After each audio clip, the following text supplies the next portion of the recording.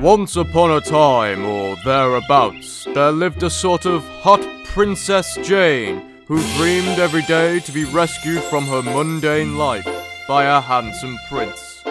Just like every other princess in the history of ever. Her only friend in this dull, monotonous life was Shillelagh, the magical floating leprechaun who stares at her when she's sleeping. One day, a loud crowd awakened Jane outside her window.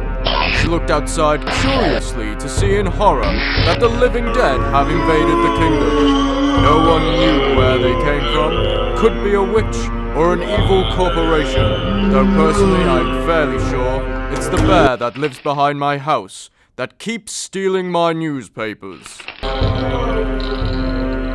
All the king's men held off as long as possible, but it was not to be, and eventually the keep was overrun by the horde, and the king himself fell victim to the flesh-eating zombies. So it came to be that the remaining servants lay huddled in the main hall, while the walking corpses of their loved ones clawed at the boarded-up windows. Jane looked out the window day by day, hoping to be rescued. Days passed into weeks, and still no rescue was in sight.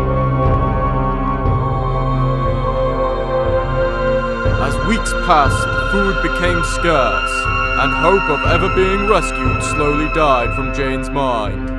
Desperation set in, as did the realization that if they stayed in this situation much longer, they would all submit to either starvation or madness.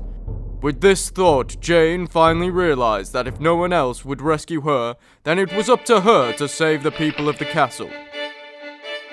So Jane took to the streets, slaughtering the undead with an array of awesome weapons. I'm not sure where she got that minigun from in the first place, or why it was laying around the castle for all this time. Maybe the leprechaun helped. As the sun rose on the new dawn, Jane stood atop the rotting remains of the undead army.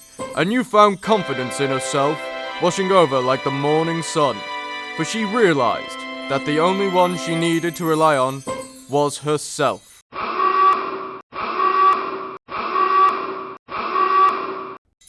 And thus the kingdom was saved, but most of them were dead.